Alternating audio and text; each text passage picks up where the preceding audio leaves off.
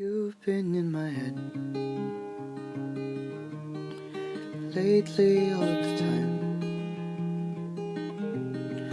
It's been just a month since we hit the great deadline. So I needed space, trying to rewind,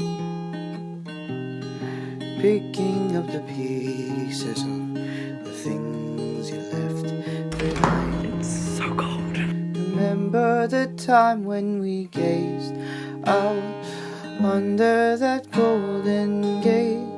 We thought this was meant to be. Wait, did you mean it when you said we'd be till the end of time? I'm stuck, holding myself back from happiness. So I'll run from it all, from the hell of it, while cloudy visions rule my mind.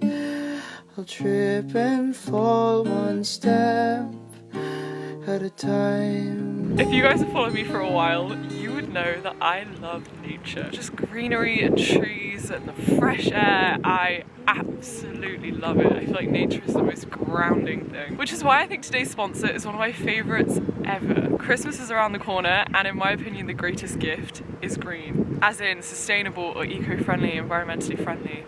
But Freedom literally goes beyond that. Like, their entire gift is green because you can plant trees. You can get someone a tree. Like, you'll buy it virtually, but somewhere in the world, they're gonna plant you a tree for that person. And what's so special about it is you can watch your tree grow. You get sent little updates. You get sent photos of the people planting the tree. I got a photo of my little seedling. There are no shipping costs. There's no wrapping paper. It's a really good last minute gift because you just buy it digitally and then you can send it via email or text message, whatever's easiest. I have spent the last month or so gifting my closest friends and family's trees. For example, my housemate Lada loves coffee, so I planted a coffee tree on behalf of her. My other housemate Gabriel desperately wants to be a father. Like, he's just the most fatherly, wonderful person. And seeing as he can't just easily become a father right now, a tree is a good first step. I have been, at least for the last month. I'm gonna be a Gabriel. father. I'm having a tree. This is my old maid party icebreaker. My name is Gabriel, I'm 23 and I'm the father of a tree. I got Folk a tree, he loved it. So yeah, either get yourself a gift, get your mum a gift, get your friend a gift, buy a tree, but buy it through my forest. And then all of us can add this virtual incredible forest that exists somewhere in the world. My goal is for the UnJaded community to have planted 100 trees on here. And we love a discount. You can get a discount with the code UnJadedJade. I'll trip and fall again, one step at a time, one step at a time, one step at a time, one step at a time. Okay, let me ask you, what has been your favorite year of your life thus far? And I dare you to say 2020. It's funny how as humans we construct the passing of time into segments. We recognize the day by the sun waking us up in the morning, by the dark settling in for night, by the long wait in the week for the arbitrary days of the weekend, by the pinch punch first day of the months, by the years, each passing faster, waiting for each birthday to mark us 1 year older, 1 year wiser. We don't remember years, or weeks, or even days that clearly. When I ask you what was your favourite year of your life, I doubt you remember even a day in its entirety. In fact, I bet even your favourite and worst moments of your whole life you can't put a date to. They're just kind of snapshots in your brain, you know? You get colours, smells, funny sentences someone said, the way someone turned to look at you, the way the sand felt underfoot, or the feeling of being embraced, the feeling that we now take for granted. It's weird to me how there's no objective way that any event happened. We remember life as we want it to be remembered. We can even trick ourselves into remembering events in a different way or being so certain of details that we actually just fabricated. My friend probably remembers that party completely differently to me.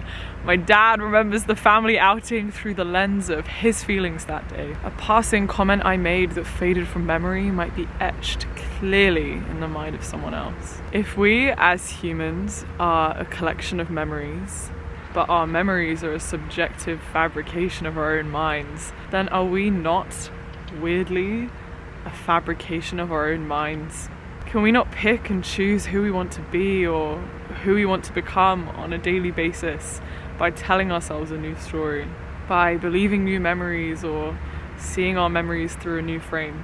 Every year of your life is, I guess, just another opportunity to collect new memories and to grow in new ways, to redefine what makes up you, to experiment, to meet new people, to have your heart broken, to fall in love, to struggle, to be brave, to fall, only to find yourself again, and to come back to a clearer version of who you are and who you want to be. 2020 was not my favourite year of my life thus far.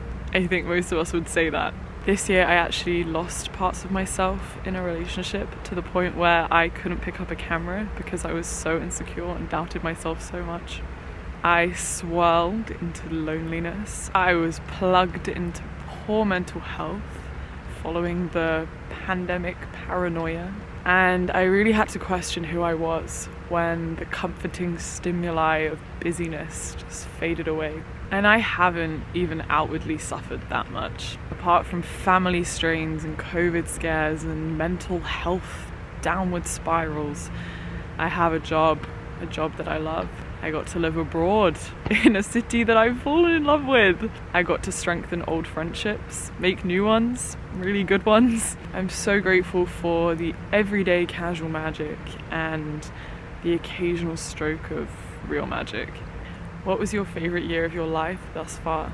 I'm going to tell you 3 moments of this year that made this year special, independent of all the hardship that the world has gone through, which I don't want to detract from. UK quarantine. If you guys followed me through UK quarantine, I really did find myself creatively for a good time. From the early morning sunrises to the random hype up self-confidence videos, I needed it. Sure, I did it for you or for someone out there, but I really did it for me.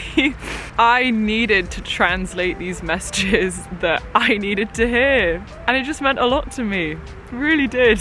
I do this thing when I'm with special people or when I'm in a good social group, good energy. And I kind of just stop for a second.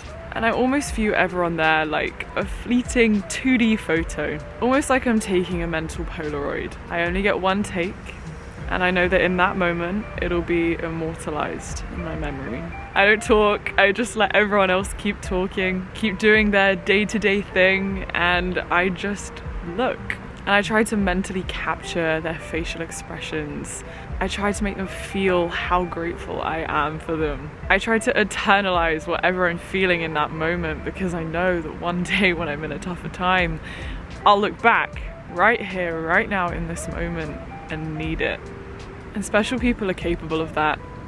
Capable of making time stretch and solidify. Here in Berlin, I had a few of those moments. I'd be just laughing with my roommates. It'd be 2 a.m. and we'd be talking about those random deep topics for no reason. And I'd just sort of stop and just look at them and be like, wow, you don't find people like this everywhere.